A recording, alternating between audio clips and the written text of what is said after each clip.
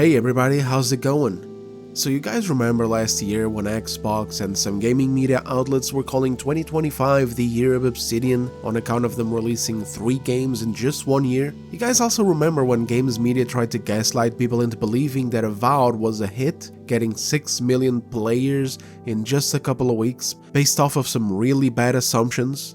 Yeah, so anyway, all of that was just a whole lot of cope, as Obsidian just admitted that the 2 most important games that they released last year, games that took them 6 years of development, flopped. So needless to say, the year of Obsidian is now just an incredibly embarrassing bit of journalistic cringe, and something that for Obsidian themselves, they definitely don't want to repeat again. And we need to talk about what happened exactly, what the future looks like for Obsidian, but also number 1, I want to take a moment to address the narrative behind it because it's basically one of the most annoying parts of this story. It's the blatant, out in the open way that game journalists will lie to us as if it was nothing. They will see something that is not normal, that doesn't look good, something that spells problems for a company, but instead of reporting on it, they just lie to try to cover up for them, just to protect their corporate interests. This has to stop, man. This is why people are listening to journalists less and less. We just saw it with Highguard too. The cope is still going. These people still don't accept that some gamers out there just aren't interested in the game. And so despite the game losing 90% of its player base in just 1 week, they're still calling this a hate campaign. But here with Obsidian, it was even more ridiculous. The year of Obsidian, they called it, as if it was totally normal for a studio to be launching 3 main games in 1 year, or rather 3 games in 1 year, 2 of them major games. Rather than an obvious pointer that there's something wrong happening in-house, throwing release schedules, potential crunch, and common sense out the window. Lastly, I'm gonna want to talk about how it seems that Obsidian looks like they're just shaping up to call it quits in the future instead of learning from their mistakes, or at least getting the right message from them. Let's just get into it.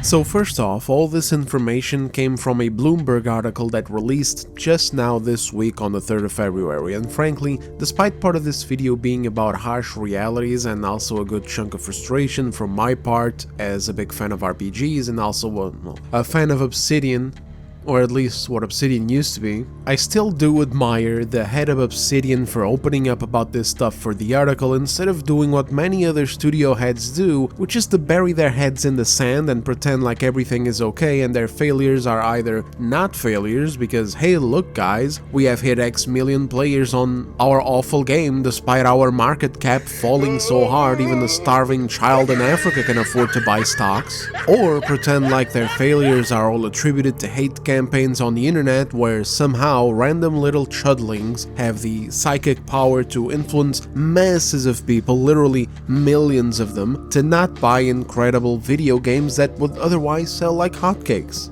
Okay, so despite all that we're going to be talking about today, despite all the harsh words that I may or may not have towards Avowed and the Outer Worlds too, and I will have them, W to the guy for actually addressing that things aren't looking good.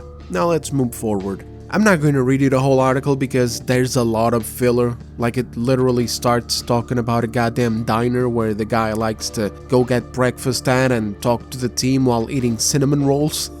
Like I get it, some journalists like to write articles like stories, you know, it's like a little bit of extra sauce on the spaghetti, but it makes for bad videos. So I'm going to be focusing on important things. If you guys want to read the whole thing yourselves, it's this one right here. Inside Xbox, a game studio is trying to reinvent itself. Now here's what I was frustrated about when it comes to gaming news. This is a quote from Johsz, one of the design directors at Obsidian. It's not good to release 3 games in the same year, it's the result of things going wrong.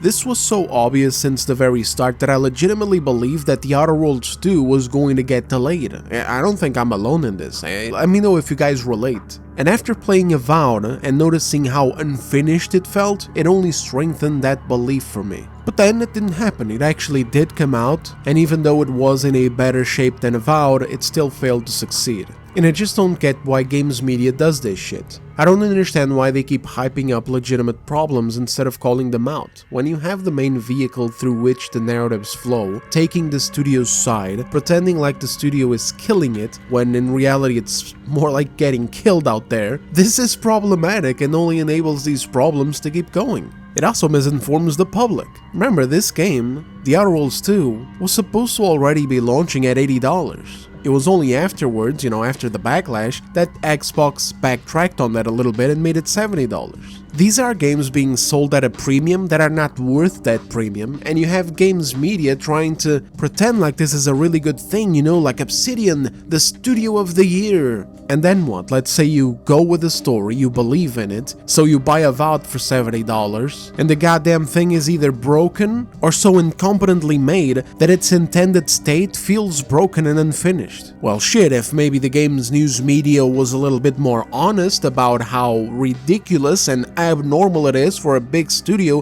to launch 3 games, 2 of them very major games, in 1 year alone, maybe I wouldn't have shelled out $70. Maybe I would have waited.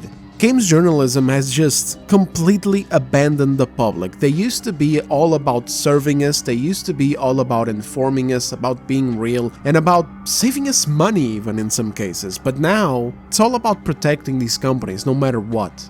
If they have to sacrifice your dollar for it, they'll do it. And the worst part is that in the end, they don't even end up helping the companies because you're just enabling bad behavior, bad quality, and that's just not going to end well. And here's the deal, man. These problems aren't going to go down. There's so many more problems lurking right around the corner. Like just a couple of days ago, a bunch of gaming companies lost some market cap because Google released and showed off Google Genie 3, which is an AI engine that allows you to create a playable world with just a few text prompts and just a couple of minutes generation. This puts the traditional way of making games in jeopardy, and as much as I want to dunk on these companies like Microsoft for crippling themselves with really stupid ideas, really stupid acquisitions, really stupid hiring practices, and even stupider obstacles in the way of game development, creative freedom, etc., and really stupid pricing, such as wanting their first-party games to be $80 during a time where the games not only are not worth that price, but are also becoming luxury items that a lot of people just can't afford multiple of, certainly not at these prices. I do still hate to see this happen, because this is also going to enable a lot of slop and a lot of scams that are going to affect us. Remember Steam Greenlight and the bunches of early access scams we used to see?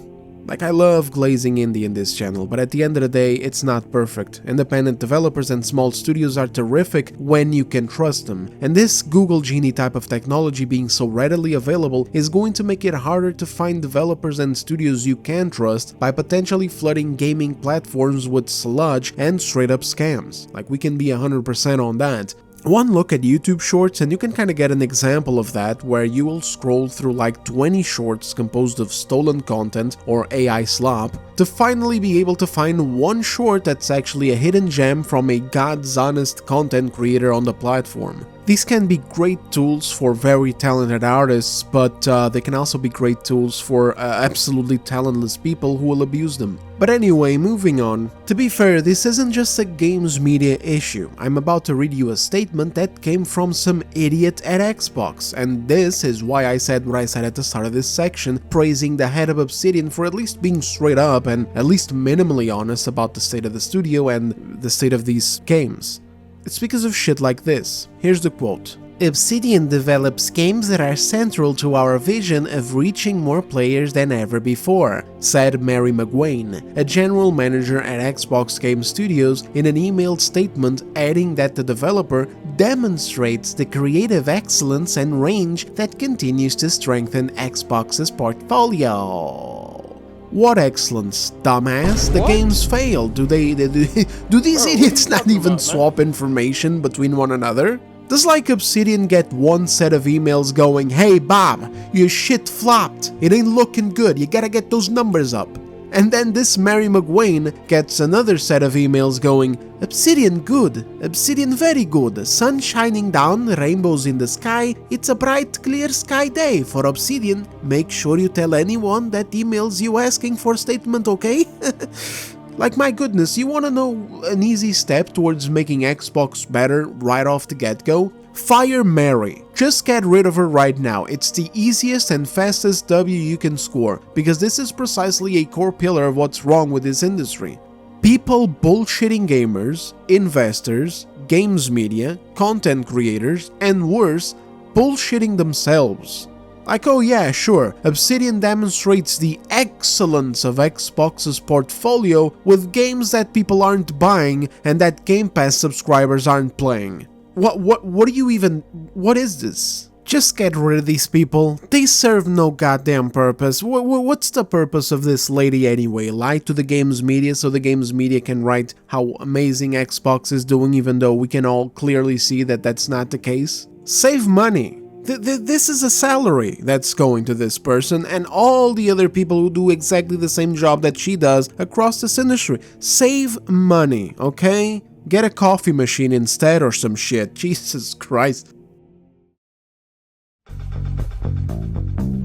So let's get down to business. The 3 games being ready to go in 2025 wasn't an intended thing. The year of Obsidian was just a dishonest scope trying to frame mismanagement and failed ideas as a deliberate move to show Obsidian's strength and consequently Xbox's dominance. Sort of like a war cry, you know, like, hey guys, remember us, remember Xbox, we're still here and we're still making games, look, there's 3 of them right here, 2 of them being mainline RPGs. But it was actually just a coincidence born from issues. Avowed, for example, was in development for almost 7 years, which if you played that game, it's going to make you wonder how the hell can that even be possible. Nearly 7 years for something so weak, so bare bones, so empty, so difficult to interact with due to how many missing features, and a set of locations and characters that are the pinnacle of mid and the pinnacle of safe content. Content so safe that it's just been over a year and I've forgotten most of it. And the worst part is that it's not even the good kind of forgetting. Like, recently I've been playing some old gems since I finally have a PC that runs games, so I've been at it with Batman Arkham Origins, Max Payne games, Sleeping Dogs, Mirror's Edge, Just Cause 2, etc. And I realized that I've forgotten a ton about these games. Some major scenes and moments are still up there in the old dome,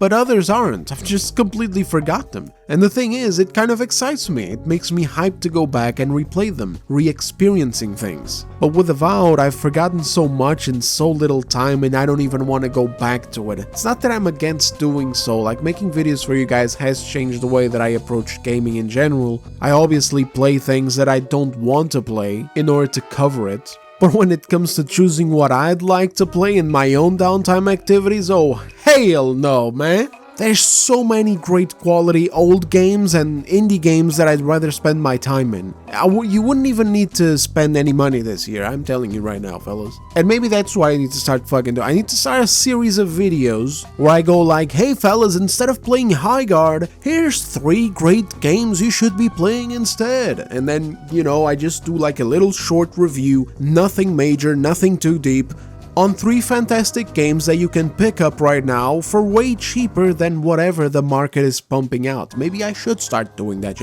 Be on the lookout, I might just do that. I just need some good titles for that first. You guys drop some title suggestions in the comments. But anyway, let's get back to the garbage. So it was revealed in this article that Avowed actually started off as a game that was meant to be multiplayer. The vision was Skyrim crossed with Destiny. Because of course, what we need more of, always and every time, is more live services. Isn't that right, guys? Yeah, we love live services. What the hell? Oh my God. You guys seen the new Sony announcements for the new Horizon games? More live services! Oh my god, I'm so excited. I'm so excited for the new live services. Aren't you excited, guys? Oh man, I can't wait. I can't wait to play the new live service. Look at the live services I'm gonna be playing during this time. Look at him on screen right now. Look at all the live services I'm gonna be playing during these fucking times, huh? Oh, brother, why do they keep doing this? I just don't get it. Concord wasn't enough. We gotta go for Concord 4 already. Like, holy shit, dude. By the way, to all the goddamn shills who were up in arms last year defending Avowed by saying that it has nothing to do with the Elder Scrolls, and so comparing it to those old-ass Elder Scrolls games in terms of features was wrong, suck it up. We already had references to Avowed being Obsidian's Elder Scrolls-like, the same way that Outer Worlds was meant to evoke Fallout, but now you have straight up the name Skyrim directly associated with what Avowed was meant to be. Skyrim and Destiny, because some people are really stupid and so they just grab two games or more, they put them together, they go, well, as you can see from the awesomeness of these two successful names, our brand new game idea is going to be a grand slam. Same shit that happened with Highguard. It's like, oh hey, if we take Fortnite, Warzone, Rainbow Six Siege, Apex Legends,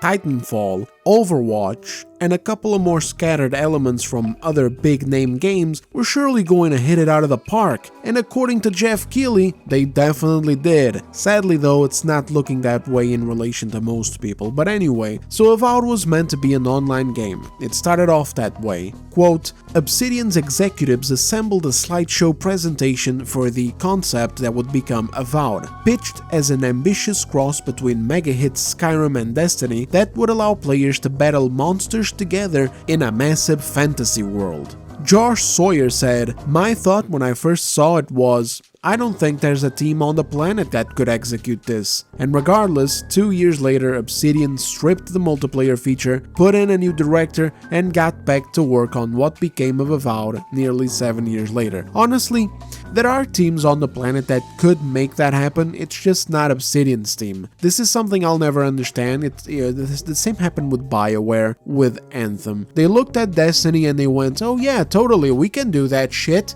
Even though they were a studio that had barely done anything other than RPGs. And great RPGs, don't get me wrong, fantastic RPGs, but let's abandon that and let's make Anthem.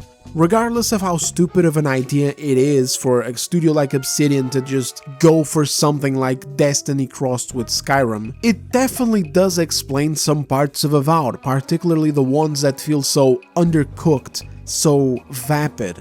Obviously, when you're building a world for multiplayer, it's much different than building a world for single player or even co-op. Immersion is often thrown out the window. What you mostly need is very flashy and colorful combat, and then lots of loot and shit like that to keep people engaged. So yeah, it makes sense why so much of Avowed feels so disconnected. But it doesn't excuse it in the least. Soon as the pivot to single player happened, these issues should have been addressed immediately. Instead, it feels like it was just left behind. And then part of the results is combat that looks like this.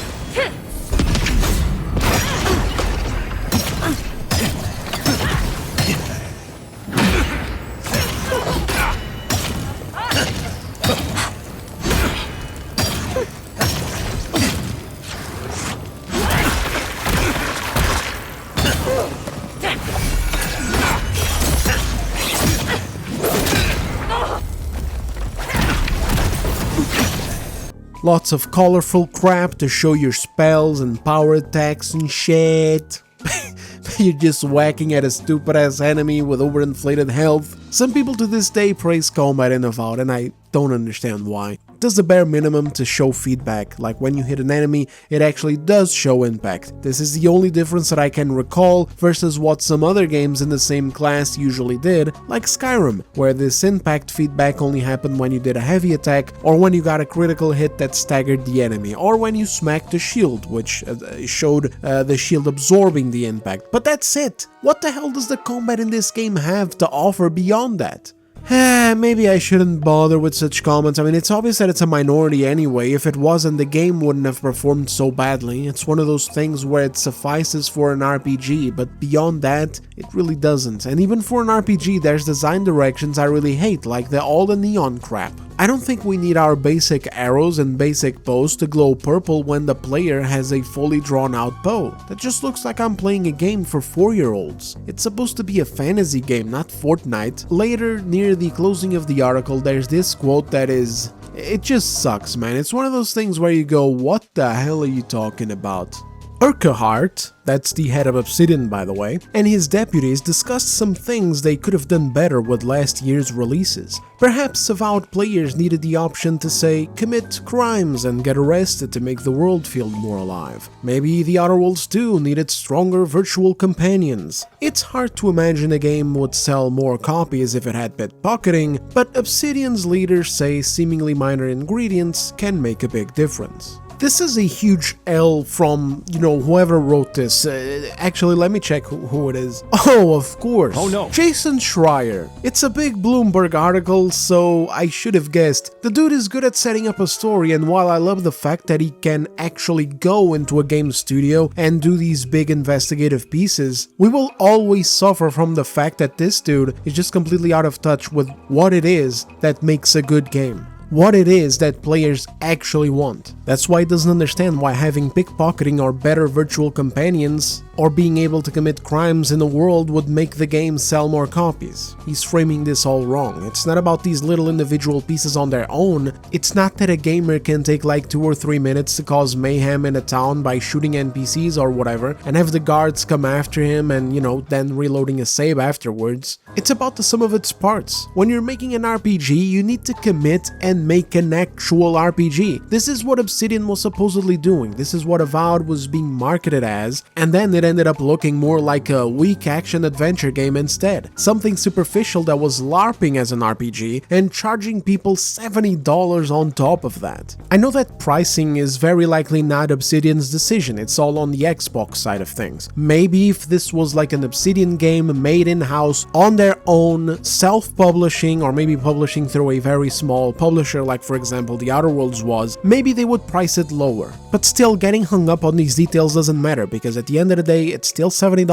Because a lot of people like to excuse these kind of things and be like, oh come on, it's not their fault guys, it's the corporation, it's Microsoft. But then it's just like, well, maybe you shouldn't have sold yourself to Microsoft then. If you don't want to blame or the consequences of the corporation, then don't attach yourself to the corporation. When you load into a world and the world is virtually dead, made up of literal cardboard as your character has zero way of interacting with it or impacting it, it kills the RPG vibe. So then it's like, okay, it's not an RPG, then what is it? Is it an action-adventure game? Well, it's missing a bunch of shit for it to be a competent one too. Traversal is weak and there's no side activities. Some side quests are decent, but most are either forgettable filler or they are downright retarded shit. Pardon my French.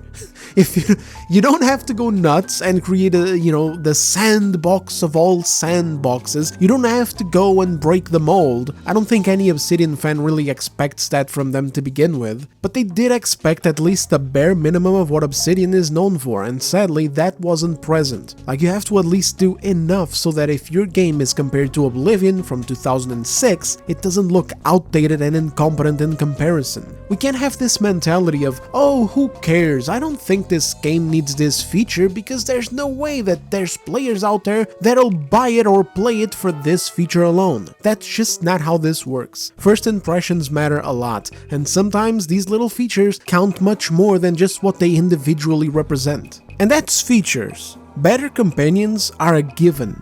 Like, that's not even a maybe. Games like these need good companions, they need good stories and characters in general. If you fail that, then you fail at creating an interesting and compelling world. Then you're just making another type of game. The types of games where characters and stories can be secondary or even tertiary in the order of priorities are games that have, deep gameplay mechanics and different focuses. Shit like Monster Hunter or Souls-likes, for example. And even then, it's a shame when these games neglect storytelling and writing too. But you can at least get away with it. But in a game like Avowed or Outer Worlds, where the worlds are weak, lack interactivity, are designed in very artificial ways that take away immersion, and where the gameplay itself is subpar, then you absolutely cannot miss out on the companions and the story. You can't. If you miss on these, it's over. Avowed had the lore going for it, as it was set in an already established universe, which is that of the Pillars of Eternity, but characters and plot lines gave me nothing. I remember being intrigued as to the identity of this godlike presence inside of our mind. Like, it definitely seemed like an intriguing entity shrouded in mystery and a complex, potentially shady past of being a forgotten god of a forgotten people. But everything that was going on in the world itself, like at the present time of the game, you know, the disease, the occupying factions, etc., and the leaders of those factions, they were so weak that I can't even remember their names. Not a single name, dude, like that's crazy. You show me a picture book of Skyrim or Fallout characters, I'll at least be able to remember 50% of their names, if not more. But Avowed? Bro, not even one. I can't even remember the flame lady's name. Like, there's a lady who's like half dead and has a flaming face. She's supposed to be a big deal. I don't remember her name. Genevieve?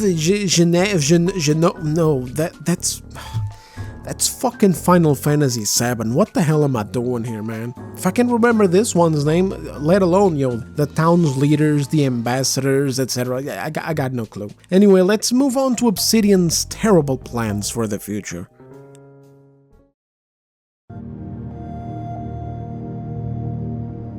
The second part of this article, beyond admitting Obsidian's failures, is vague ideas that Obsidian has in how to get better, how to become more efficient, what directions to go down, etc. to ensure a better future, and after reading through all of it, I don't feel particularly confident. Some things sound good. For example, when they finished making the first Outer Worlds back in 2019, the game did so well, to such a strong marketing campaign that coincidentally picked up a lot of hype from Bethesda's own failure with Fallout 76, you know space missions, guys? This is about to sound like a crazy unrelated thing, but I swear it's not. I swear it's not. Just hear me out. In the movie The Martian, a dude gets left on Mars, right? Matt Damon. He goes and makes potatoes from poop or whatever, it doesn't matter. The point is, he needs to be rescued quickly before he dies. So, the space guys use this maneuver where instead of landing on Earth and refueling, resupplying, etc., they use Earth's gravity and orbital speed to give them a boost and slingshot them around and straight back to Mars, ensuring that they save up on fuel and travel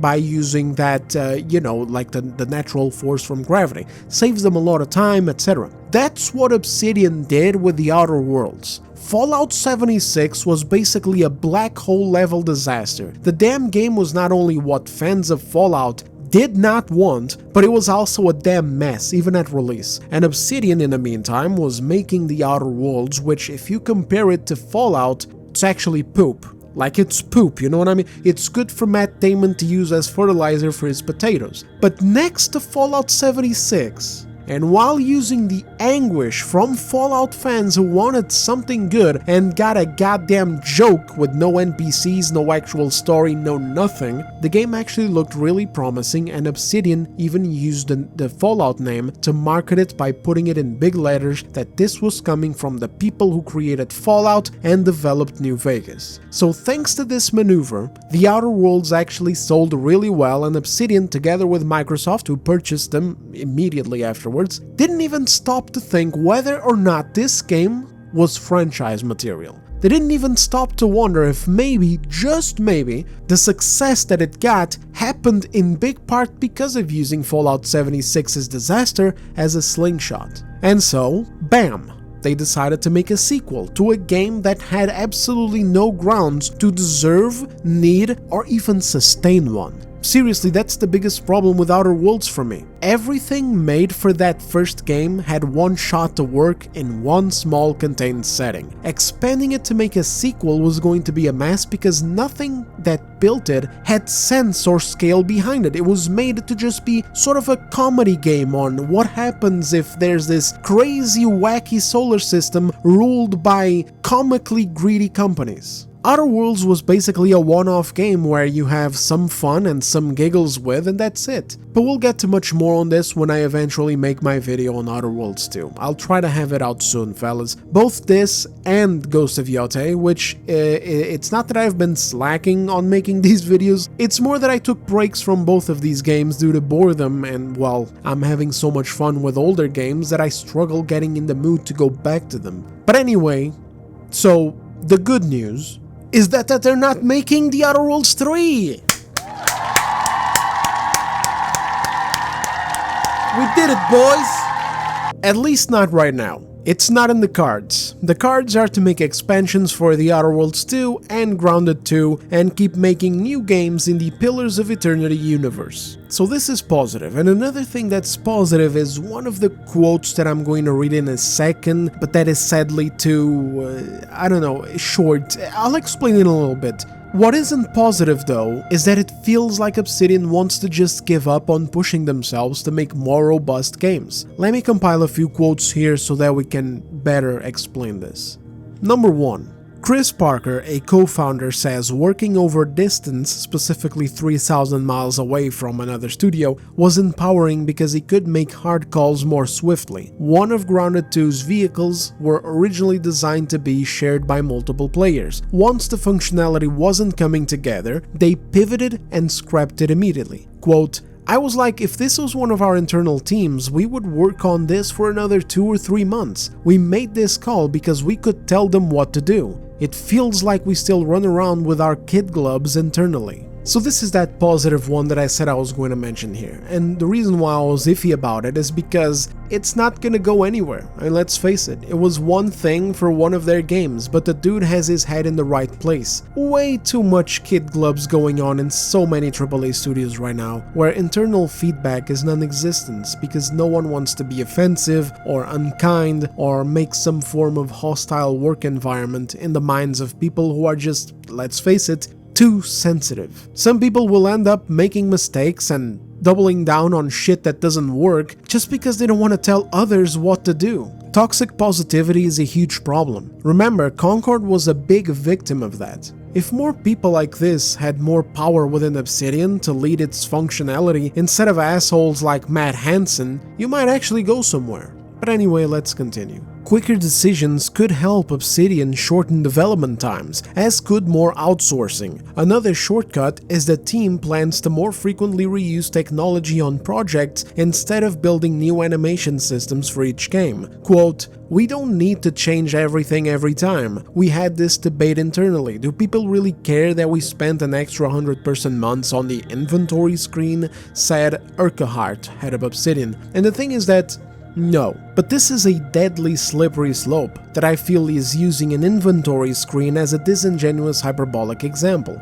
If you apply this philosophy to everything, this is how you reach another Avowed where it's like, hey, would people really care if we added a reputation system to the game? Would people really care if we spent X amount of time on a crime system for the game? Would people really care if we spent another X amount of months on making NPCs be actual NPCs and make the world feel lived in, so on and so forth. There's a lot of useless shit that sometimes make gamers go, what the fuck is that for? Sometimes to a comical degree, like the bubbles and the beers in the GTA 6 trailer. It's like, no, you don't need to have a depressed artist making sure the goddamn beer looks realistic with carbonation happening right in front of our very eyes. But we're already talking about Avowed and Outer Worlds 2, games that are deeply lacking in details and immersion, so how much more are you going to take away? It's already barren. What the fuck is the next game going to look like? A Lego set? That's where another concerning quote comes in off the back of what's going to be the topic of my next video, or one of my next videos at least, which is the news that Xbox is going to be demanding a 30% profit margin from some of their studios. What this means in layman's terms is that Xbox will want 30% of each game's sale to be pure profit, so what you do to calculate this is you take the full production budget and you divide it by 0.7, so 70%. Which is going to give you the value of how much money you need to make in order for a game to fully pay for itself, plus give Xbox the profits that they desire. So to keep it simple, if a game costs $100 million to make, it'll have to make $142 million. In a way, it doesn't even seem like that much, but we'll talk about it in the next video. Stay tuned, subscribe, click the bell if you want to be notified, all that good stuff. So in response to this, Obsidian claims that the targets don't seem unfeasible so long as they can keep experimenting, and they noted that Pentiment, a very small 2022 adventure game, was a game that despite being niche, it was cheap to make and got pretty strong sales, enough to be profitable. And so the head of Obsidian hopes that Xbox continues to fund riskier projects and values achievements beyond sales, even if it means that they aren't always going to hit those 30%. And I frankly don't get this. At a previous point in the article, they also talk about how both Outer Worlds and Avowed were very long development cycles, going into 6 years, which makes them also very expensive. So, with all this shit put together, it sounds like they don't want to make bigger RPGs anymore. Sounds like they don't want to spend time and money making new animations or fleshing out new systems. Instead, they want Xbox to just take it easy on them, greenlight smaller projects like Pentiment and excuse them if they don't hit those 30% profit margins. That shit just sounds nuts to me. While I praise them for not wanting to dive headfirst into wanting to make everything bigger, spending more money, wanting to be the next big thing, it also looks like they're just cucking themselves. Like, hey, screw it, we used to be Obsidian, we used to make rich RPGs in medium scale that felt great to play, but suddenly we've forgotten how to write, we've forgotten what RPGs are about, and we don't want to invest any time into that when we can just try to scrape by making tiny games instead. Or trying out bullshit like Destiny crossed with Skyrim, of course. Something is very wrong within the studio. They need to find out what that is. It's not normal that a game like Outer Worlds 2 and Avowed took over 6 years to make. Just doesn't make any sense. These are not rich, deep games. They're not. They took very long to make because something is just not working in that studio. Then, the worst thing in the article is the last quote finishing the article off with, "Although the studio remains proud of what it accomplished in 2025, it's safe to say that Urquhart and his team hope to never repeat the year of Obsidian." Well, if you're so proud, what the fuck is the problem with repeating the year of Obsidian? This is what kills me, dude. It even makes me want to backtrack on this video and remove the praise that I previously gave the guy for admitting that 2025 sucked for them.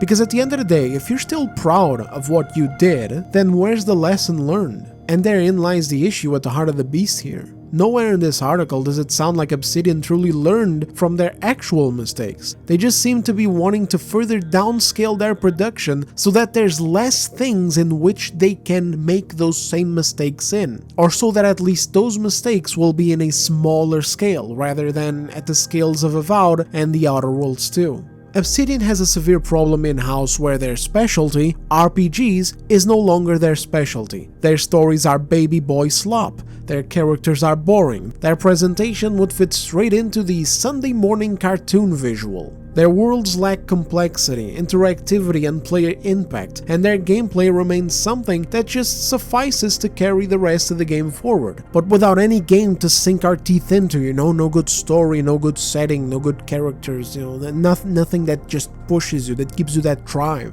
There's many issues, and unique ones at that plague both Avowed and Outer Worlds 2, but if I had to make an overview of both of these games' biggest flaws, those would be it, and at no point did they talk about it in this article. And some people, I know, they like to defend them and say, oh, it's different, maybe they're not, the games are not supposed to be taken as seriously, etc. But if it's not working, isn't it about time to, I don't know, change that? Isn't it about time to change that perspective and think, oh, shit, maybe it's time we try something different? If that's the case, because I don't think that's the case at all. Avowed was supposed to be dark. You could see that in the first trailer. It's just that then it changed. They turned it into baby boy, big mushroom, neon-colored slop. It's as if they don't even consider these issues to be things that need to be taken into account. It's as if they're only noting issues to do with scale and financials. And while financials are important, because if you can't spend money wisely, then you're cooked, of course, the truth is that they're going to need more than that to be able to make appealing games in the future. I'm a big fan of financial awareness, a huge fan of it in fact, because sometimes some games are competent, but then you look at their budget and it's like, what? We're flying to Philadelphia! Oh hell no! That's hell no! you can't even tell where the money went to, like Spider-Man 2 for example, at $315 million, with the third game aiming to have a budget that is even higher at nearly $400 million. It's like, what are you doing? Money laundering? In Obsidian's case, for example, I don't understand why they're in California. I don't get why so many other studios in AAA went and made this expensive-ass state their place. It's like, but Des, California's where it's at. It's the cultural center of America. It's when it comes to entertainment, Des. This is where the concentration of artists and etc. is at. Yeah, well, why are the games shit then? Simple question, why is the game quality going down? Why did these people go set themselves up in California and suddenly their games turn to shit? Get out of goddamn California, okay? Move, set up an office elsewhere, hire people elsewhere, you're gonna be just fine. Shit, it might even be therapeutic for their heads to get the fuck out of there. But anyway, more on this in the next video. For now, it's just that you need more than this to fix Obsidian's issues. They have people in there that need to goddamn go. They lost way too much talent over there over the years, like Chris Avellone, and seemingly replaced it with people who are either untalented or burned out. Josh Sawyer actually said that he was meant to lead Avowed, but couldn't. He stepped away from it because he was burnt out and felt like he couldn't be able to write any new stories. Sometimes it feels like the people working on the games are on the same boat, but ended up doing it anyway because there was no one else to pass the torch to. Again, something is deeply wrong with Obsidian, and if they don't figure this shit out soon, I don't know how long they're going to last. Being more financially aware is good, but it's not going to fix the quality of the games. But anyway, that's it on the state of Obsidian for now. As I said earlier, as a big lover of RPGs, Obsidian was a studio that I was always excited to see a new game from. But them days are gone, and it sucks to be reading and reporting on this, but it just is what it is. Better to fail and get that reality check rather than ending up like Ubisoft, where they're failing for years but in denial, resulting in the monumental fall that we've been seeing. Seriously, for the price of a membership in my channel, you can buy Ubisoft stock. I mean, you're probably better off. You're probably better off buying a membership for my channel. At this point, you know, I mean, hey, it is what it is, but still, yeah, you can do it. you can buy some stock at Ubisoft right now for that price. That's it for this video, fellas. Thanks for watching and listening to me ramble. Stay tuned for the next one. It's probably going to be about the Xbox thing, but I might change tracks and make something else. I don't know yet. We're going to see what happens. Either way though, like the video if you enjoyed it, subscribe if you're new, and I will see you on the next one. Take care.